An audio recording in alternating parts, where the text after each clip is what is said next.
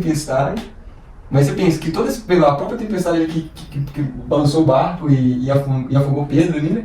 2000 anos depois ele é um instrumento de fé, que você se escora, né? Quando você começa a enlouquecer, Deus, não é possível que você não tá vendo que tá pegando a vida, tá uma tempestade doida. E às vezes ele tá falando assim, cara, às vezes eu vou te levar pra um lugar maluco, né? Você vai passar assim, uma tempestade sinistra, mas o foco não é você, fica tranquilo, é as pessoas que estão te vendo.